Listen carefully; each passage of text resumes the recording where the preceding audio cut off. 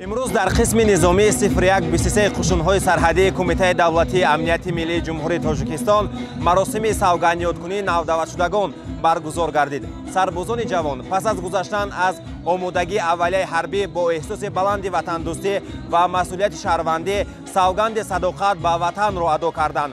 از این لحظه آنها همچون حامیان امنیت کشور خدمتشان را در صف قوه‌های مسلح جمهوری تاجیکستان آغاز نمودند. با افتخار جشن 31 سالگرد روز قبول کنستیتوسیای جمهوری تاجیکستان با اشتراک فرمانده قشون‌های سرحدی کمیته دولتی امنیت ملی جمهوری تاجیکستان، مسئولین کمیته کار با جوانان و ورزش نزد حکومت جمهوری تاجیکستان، مقامات اجرایی حکومت دولتی شهر دوشنبه، سربازان نودعوت شده و پدر و مادران آنها مراسم تنتنوی سوگندی‌کنی دایر گشت.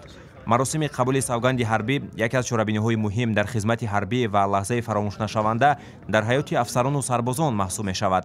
در جمع تنتنوی بیش از 1044 نفر نوازکاران بعد ختم برنامه مکمل تعلیمی برای صداقت به خلق و وطن و حمایت مرزبوم اجدادی سوگند یاد کردند. در ادامه مراسم بعد از قبول سوگند حربی نوازکاران را فرمانده قشون‌های سرحدی کمیته دولتی امنیت ملی جمهوری تاجیکستان و مسئولین کمیته کار با جوانان و ورزش نزد حکومت جمهوری تاجیکستان با روز تاریخی و لحظه فراموش نشونده خدمت حربی تبریک نموده به آنها خدمت صادقانه و صافدلانه، ثمرناک از خود کردن مشغولیت تعلیمی و در راه خدمت به وطن کامیابی، اراده قوی و جسارت و مردانگی تمنا نمودند.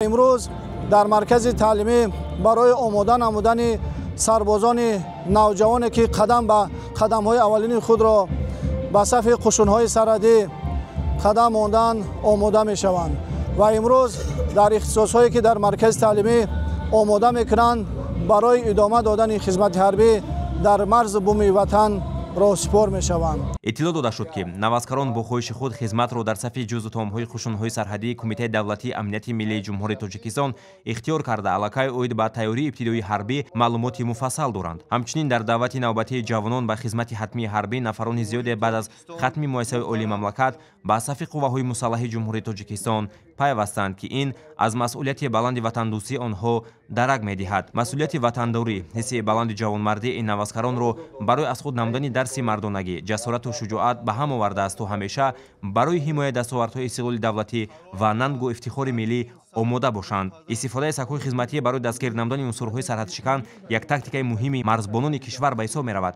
از این رو در چاره‌بینی نوبتی نیز فعالیت این نوع خدمت حربی از جانب متخصصان ساحه با استفاده سگ‌های خدمتی نمایش داده شد. جای ذکر است که در زمان استقلال دولتی خدمت کینولوژی در ترکیب قشون‌های سرحدی تشکل همه‌جانبه یافته است.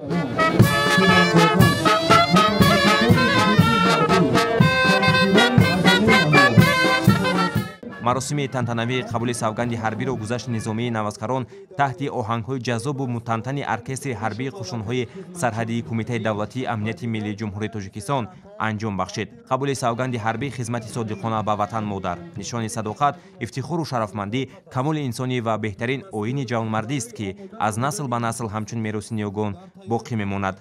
در انتها بهر سربازان برنامه رنگینی کنسرتی برپا شد. و نشانگیران خود و ماشین‌های جنگی زیرپوش برای حفظ و حمایت سرحد دولتی آماده کرده می‌شود.